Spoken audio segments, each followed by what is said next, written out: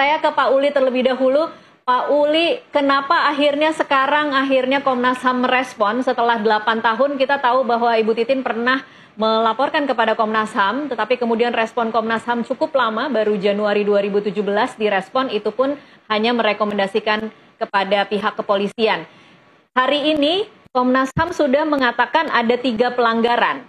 Mengapa baru sekarang, Pak Uli? Baik, tentu untuk proses pemantauan terkait dengan kasus pembunuhan Vina dan Eki di Cirebon, kami ada prosesnya sesuai dengan SOP yang ada di Komnas HAM, khususnya SOP pemantauan. Sebenarnya kami dari mulai melakukan Juni 2024 gitu, melakukan pemeriksaan terhadap meminta keterangan juga terhadap beberapa pihak. Begitu juga terhadap saksi, sehingga kami membutuhkan waktu. Dan sebenarnya dari Juni, September udah selesai, itu waktu yang cepat, sekitar kurang lebih 4 bulan ya, kami menyelesaikan pemantauan. Jadi ada beberapa tahapan yang kami lakukan, itu. Termasuk juga kami melakukan pemantauan ke lapangan, tinjauan ke lapangan, ke Cirebon. Nah, itu juga kami untuk melihat fakta-faktanya, dan juga menemukan fakta-faktanya.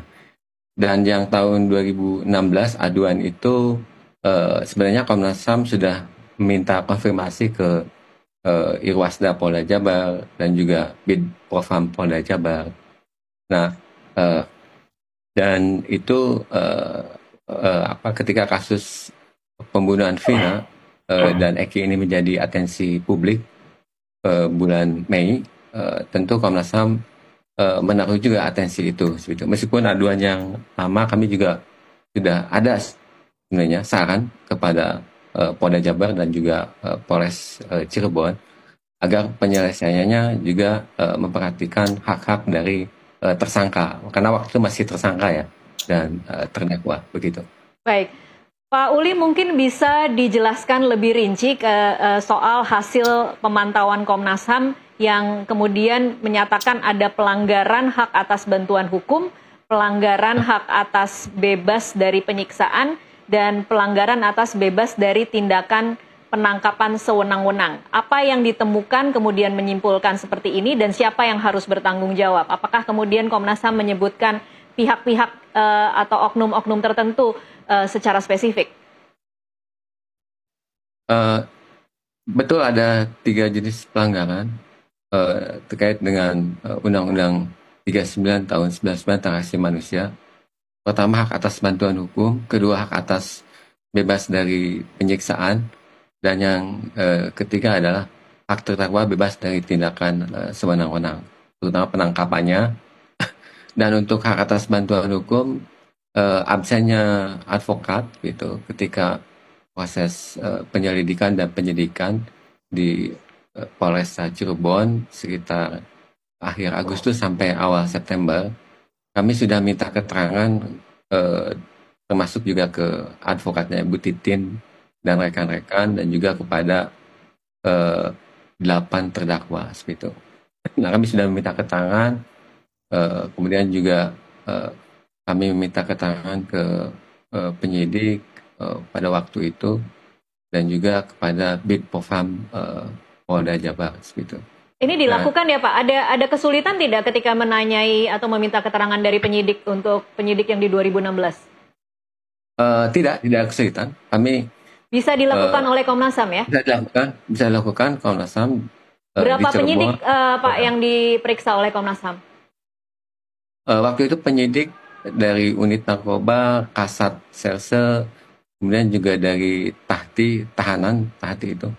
Kemudian juga dari Ditreskrimum Polda Jawa Barat, dan juga kami bisa mengakses ke rutan seperti itu, di LP rutan yang ada di Bandung, di 2, karena kami harus ketemu dengan para terdakwa yang sedang menjalani hukuman seperti itu. Oke. Nah, lalu prosesnya setelah ini seperti apa Pak Uli? Kami juga mengucapkan terima kasih kepada Polda Jabar dan juga Irwasum dan Irwasda Polda Jabar serta Polresta Cirebon yang sudah memberikan akses dan informasi kepada kami. Nah, selanjutnya tadi dari kesimpulan itu, hak atas bantuan hukum, kami juga menemukan bahwa ada putusan etik dari Bitpopam Polda Jabar dan si Propam Polresta Cirebon tahun 2017 sekitar bulan Maret itu memang juga ada terkait dengan absennya hak atas bantuan hukum. Nah, jadi temuan kami terkonfirmasi sebetulnya. Begitu juga hak atas bebas dari penyiksaan. Itu juga sudah terkonfirmasi karena kami minta keterangan ke para terdakwa. Kemudian kami melakukan menganalisis hasil digital forensik gitu, Komnas HAM. Kemudian juga kami mengkonfirmasi ke Bitpopam Polda Jabar dan di Treskrimum Polda Jabar, dan ada sidang etik, putusan sidang etik yang juga menyebutkan adanya penyiksaan gitu terhadap di waktu itu di Pati ya, tahanan gitu. Baik, Pak Uli, mohon maaf saya harus skeptis karena kita tidak pernah mendengar informasi ini. Ini bahwa ada putusan etik, bahwa ada sidang etik di 2017, bisa diyakinkan kepada publik bahwa ini memang terjadi di 2017 atau jangan-jangan laporannya baru dibuat di 2024? Tentu itu kami konfirmasi dan kami juga mempelajari amar putusannya gitu. Nah, itu yang kami dapatkan gitu. Dan tahun 2000 kami baru dapatkan memang sekitar bulan Agustus ya, Agustus. Baru tahun ini kan ya Pak Uli? Betul, tahun ini. Oke. Ketika kami minta keterangan. Ya. Baik, saya pindah dulu ke Ibu Titin. Bu Titin, apa menurut Anda apa makna dari temuan Komnas HAM dan kemudian rekomendasi Komnas HAM, dan mungkin bisa koreksi, tapi saya baru mendengar bahwa ternyata di 2017 pernah ada sidang etik dan ada putusannya. Silakan Bu Titin. Ya. Kalau mengenai rekomendasi Komnas HAM yang saya dengar di 2024 ini, walaupun sudah sangat terlambat, ya buat saya ini suatu kemajuan lah. Jati diri Komnas HAM sudah mulai kelihatan gitu. Artinya ketika 2016 tanggal 13 September 2016 saya menghadap Komnas HAM, kemudian juga memaparkan apa yang terjadi, karena dalam surat yang saya kirimkan itu kan ada 9 item, itu jelas sekali rangkaian uraiannya seperti apa yang terjadi di 2016 sejak tanggal 31 September sampai saya menghadap Komnas HAM. Tetapi memang baru 4 bulan kemudian, dan itu pun suratnya ke Irwasda Polda. Tapi apapun yang terjadi, nah ketika viral itu kan saya dipanggil kembali pada tanggal 22 Mei, saya dipanggil kembali. Komnas HAM ternyata masih menyimpan berkas saya, berkas ini yang rincian materi pengaduannya, tetapi juga masih menyimpan klarifikasi kepada Irwasdanya Polda Jabar, tetapi gambar ini sudah hilang. Akhirnya Komnas HAM meminta kembali pada tanggal 22 Mei 2024 setelah viral. Itu pun setelah saya speak up di media bahwa sebenarnya dari 2016 saya sudah menyatakan itu. Nah, mengenai kode sidang kode etik bagi justru saya tidak mendengar itu. Jadi justru yang saya dengar pada saat Saka Tatal dipanggil kembali ke Polda Jabar 2024 setelah penangkapan Peggy, kemudian ada komunikasi. Karena saat itu Saka Tatal dilakukan pemeriksaan, saya bilang dan menyatakan dia dianiaya pada tahun 2016, ada komunikasi yang tetap dianggap harus terjadi peristiwa di 2016. Saya sempat menyatakan, saya udah lapor loh ke Propam Polda, saya bilang di 2016 tanggal 7 September. Tetapi saat itu salah satu anggota menyatakan, ya kan sudah ada Bu hukuman bagi anggota. Iya, saya bilang, tapi yang dihukum bukan anggota yang melakukan tindakan penganiayaan seperti saya yang laporkan ke Propam Polda maupun ke Komnas HAM, tetapi yang dihukum adalah yang telah menyatakan bahwa 2016 itu adalah kecelakaan lalu lintas dan dianggap salah menafsirkan peristiwanya. Waktu itu salah satu anggota menyatakan, kok Ibu tahu? Ya tahulah, saya bilang, yang dihukum kan yang itu kan yang dari Polsek Talun. Saya hanya jawab itu. Jadi mengenai kode etik yang berkaitan dengan penganiayaan malah saya tidak dengar itu. Saya justru dengar 2017 itu yang dihukum itu yang melakukan olah TKP di Polsek yang menyatakan itu kecelakaan. Itu sih. Baik, kalau saat ini kemudian Komnas HAM mengatakan bahwa mereka sudah melakukan pemeriksaan kepada penyidik-penyidik yang terlibat di 2016 dan sudah ada putusan etik, ada putusannya nih Bu Titin. Kira-kira bisa percaya tidak Bu Titin bahwa itu memang ada terjadi di 2017 atau jangan-jangan ini baru dibuat di tahun 2024 setelah kasusnya naik lagi? Karena gini Mbak, setelah pada bulan Mei saya dipanggil kembali oleh Komnas HAM pada tanggal 20 Juli 2024, saya kan terus berkomunikasi dengan anggota Komnas HAM. Gimana sih Pak perkembangannya 2016? Oke lah saat itu tidak terbuka, tapi kan sekarang sudah viral. Saya bilang tanggal 20 Juli 2024 saya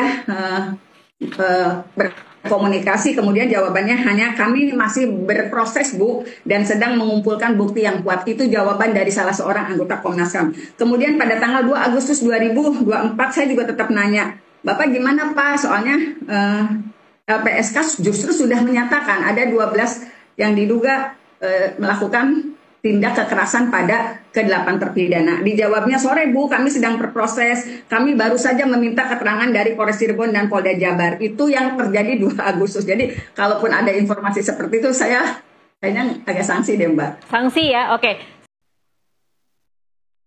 Jadi mungkin ini guys, yang bikin apa itu, Bu Titin agak kecewa ya. Jadi Bu Titin itu ternyata dari 2016 telah melaporkan ke Komnas HAM ya. Melaporkan Komnas HAM tentang adanya penyiksaan, kemudian tidak didampingi dengan advokat dari awalnya para terpidana kasus zina ini. Kemudian waktu itu responnya kalau nggak salah pada bulan Januari 2017, dan itu pun yang hanya merekomendasikan pihak kepolisian aja, tidak melibatkan dari pihak-pihak dari terpidana. Akan tetapi pada tahun 2024 ini ya, karena banyak atensi permintaan dari publik ya, bulan Mei nggak salah. Nah ini kemudian barulah kalau nggak salah ya bulan Juli ya baru Komnas HAM bergerak kemudian sampai bulan September. Nah September kemudian sudah menemukan hasil-hasilnya. Dan inilah mungkin yang Bu Titin agak kecewa dengan Komnas HAM. Kenapa? Bu Titin sebagai pengacara mulai dari dulu itu ya, kenapa nggak ada respon dari Komnas HAM, semacam itu mungkin sih kekecewaan dari Bu Titin. Ya, meskipun pada akhirnya Komnas HAM ikut andil ya memeriksa para terpidana, ikut menyelidiki semuanya, tidak pihak dari kepolisian aja. Nah ini juga mendapatkan apresiasi ya, respon yang bagus juga dari polisi, meskipun awalnya sempat kecewa guys. Jadi itu Bu Titin melaporkan apa ya, adanya dugaan penyiksaan yang dilakukan oleh Rudiana dan juga kawan-kawannya waktu penangkapan atau pengamanan itu enggak tuh istilahnya. Melaporkan hasilnya kan untuk menyelidiki ya, untuk menindaklanjuti laporan Bu Titin dengan laporan Rudiana dan juga kawan-kawannya itu yang melakukan penangkapan. Tapi jawabannya dari mereka adalah ya itu kan sudah dikasih apa itu hukum sidang etik ya, kata mereka. Akan tapi Bu Titin malah jawab itu, nah itu kan yang dihukum kan bukan orang-orang yang dilaporkan. Yang dihukum dengan adanya kode etik itu bukan orang-orang yang dilaporkan oleh Bu Titin, tapi malah polisi yang melakukan olah TKP yang menyatakan bahwasanya itu adalah peristiwanya adalah peristiwa kecelakaan. Jadi kan nggak sesuai bentuk ini. Jadi yang mendapat apa itu hukuman kode etik adalah polisi Polsek Talun yang menangani, yang mendatangi TKP yang menyatakan itu adalah peristiwa kecelakaan. Karena apa?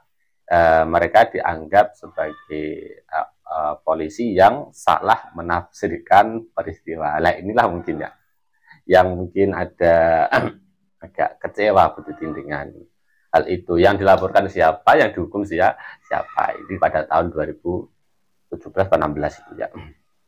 Akan tapi ya dengan adanya Komnas HAM ini menyimpulkan, berani ngomong di publik ini, ya tentu Bu Titin mengapresiasi dan ada kemajuan.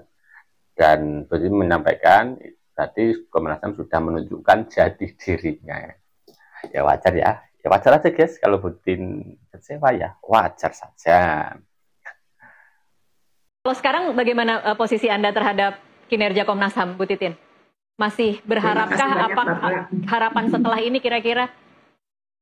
Ya, terima kasih banyak Bapak, walaupun kelihatannya belum seberani LPSK yang menyatakan dengan tegas sejak awal, tapi mudah-mudahan dengan sekarang mulai membuka diri terhadap laporan yang saya buat sejak 2016, kemudian dipanggil lagi pada tanggal 22 Mei, mudah-mudahan ke depannya kinerja Komnas HAM jauh lebih baik daripada kalau misalnya bicara secara pribadi daripada yang saya alami atau mungkin yang orang-orang lain alami, baik saya sebagai secara pribadi ketika melaporkan juga secara pribadi mengenai sebagai wakil daripada 7 tersangka saat itu. Oke, Bu Titin kalau boleh berharap karena ini udah ada Pak Uli langsung, bisa disampaikan harapan optimal dengan mempertimbangkan kewenangan Komnas HAM, apa yang Anda harapkan bisa dilakukan oleh Komnas HAM khusus untuk para terpidana? Kalau melihat hasil yang saat ini kan kelihatannya Komnas HAM, mohon maaf, masih berpijak di 2016, di 2017. Dari rilis yang saya baca gitu, kesannya tidak mengembangkan diri lebih jauh terhadap apa sih yang terjadi sebetulnya. Jadi kelihatannya hanya melihat rilis yang di 2016-2017. Jadi harapannya kalaupun lakukan investigasi tentu saja tidak berpatokan pada di tahun 2016-2017. Kalau melihat sudah ada sidang kode etik, sudah ini berarti kan itu hanya jawaban di 2016 yang saya juga sebetulnya nggak tahu, Mbak. Jadi mudah-mudahan investigasinya lebih serius dilakukan dengan mendatangi narasumber-narasumber yang mungkin tidak bisa tersentuh di 2016 tetapi didapatkan oleh Komnas HAM di 2024. Itu aja sih.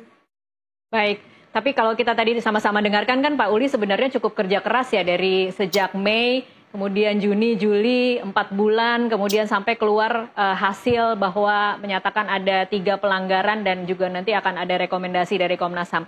Sekarang saya ke Pak Uli. Pak Uli, tanggapan Anda, Bu Titin tadi mengatakan belum seberani LPSK, berharap lebih serius lagi dalam melakukan investigasi. Apa kira-kira tanggapan Anda, Pak Uli? Saya tentu nggak bisa mencampuri urusan KL yang lain, LPSK khususnya, karena beda karakter antara Komnas HAM dengan LPSK. Komnas HAM lebih melakukan pemantauan, penyelidikan di sini. Tentu kami harus punya bukti-bukti yang meyakinkan. Nah, itu yang harus kami dapatkan, seperti itu. Dan kami bekerja keras sebenarnya sejak bulan Juni, seperti itu, sampai bulan September sebetulnya dalam menyusun rekomendasi ini. Kami rekomendasinya seperti apa, Pak Uli? Mungkin bisa singkat saja. Rekomendasinya untuk kepolisian misalkan satu untuk melakukan evaluasi ya terhadap penyelidikan dan penyidikan seperti itu. Ketika proses baik itu tahun 2016 kemudian juga yang tahun 2024 ini. Dan sebenarnya kami juga update tadi Bu Titin, kami hanya melihat 2016. Tidak juga kami update tentang posisi yang sekarang seperti itu. Untuk permintaan keterangan saksi-saksi fakta juga kami mengupdate terkait dengan kondisi yang 2024 ini. Ada beberapa saksi yang kami lihat konteksnya juga kami lebih mendalam. Begitu juga untuk rekomendasi ini, itu juga kami tujukan kepada LPSK. Misalkan kami minta ada trauma healing khususnya buat para saksi dan korban gitu. Dan juga jangan lupa korban ibunya Vina juga membutuhkan kepastian hukum terkait penegakan hukumnya dan juga perlindungan saksi-saksinya. Itu yang paling penting juga seperti itu harus dilakukan. Oke, baik. Terima kasih Pak Uli dan Ibu Titin untuk waktunya bersama kami di NTV Prime. Kita akan terus mengawal bagaimana perkembangan kasus ini di hari-hari selanjutnya. Terima kasih. Kemudian Bu Titin menyampaikan dari video yang terakhir tadi guys, bahwa Bu Titin mempunyai harapan ya, harapan kepada Komnas HAM untuk kinerjanya supaya lebih baik lagi, ya, supaya lebih bagus lagi untuk menangani atau menanggapi laporan semua masyarakat, ya, khususnya apa yang dilakukan oleh Bu Titin ini. Karena anggapan Bu Titin, Komnas HAM ini belum begitu berani, ya, seperti hanya LPSK. Jadi kalau LPSK sudah berani menyatakan ini ABCD dan sebagainya, dari Komnas HAM belum berani. Jadi harapan besar dari Bu Titin kepada Komnas HAM untuk meningkatkan kualitas kinerjanya, supaya ya lapor-lapor masyarakat tentang adanya dugaan-dugaan semacam itu ya cepat-cepat direspon, dan itu adalah harapan besar dari Bu Titin untuk Komnas HAM. Akan tetapi Pak Uli pun juga menanggapinya. Jadi Pak Uli menyatakan kalau Komnas HAM ini sudah beda karakter, ya, beda karakter dengan LPSK. Jadi untuk Komnas HAM ini memang mengumpulkan bukti-bukti dulu, yang detail-detailnya baru mengungkapkan sebagainya, dan itu kan nggak mudah sih. Jadi semuanya yang membutuhkan proses dan sebagainya. Meskipun Komnas HAM ini bergerak banget, ya, nggak cuma merekomendasikan ke kepolisian aja. Di 2024 ini mereka melakukan investigasi, memeriksa semua terpidana, kemudian para saksi dan sebagainya, bahkan ya meninjau langsung lokasi. Itu jawaban dari Pak Uli. Intinya ya terima kasih juga Pak Uli sebagai Komnas HAM yang telah bekerja untuk ikut mengusut kasus Vina Cirebon ini. Dan tentunya Bu Titin juga menyampaikan ucapan terima kasih yang sebesar-besarnya untuk Komnas HAM yang telah menyimpulkan adanya 3 pelanggaran yang dilakukan oleh oknum-oknum itulah. Oknum-oknum itulah. Dan tentunya ini menjadi kabar gembira, guys, bagi kita semua. Artinya sudah ada pencerahan titik yang lebih terang untuk mengusut kasus Vina Cirebon seperti apa. Yang jelas sudah ada 3 pelanggaran yang dinyatakan oleh Komnas HAM. Oke, sehat selalu Pak Uli dan juga Komnas HAM. Dan selalu Bu Titin, terima kasih banyak telah menyuarakan kebenaran-kebenaran yang didengar, yang dilihat. Oke teman-teman, terima kasih. Sampai jumpa kembali.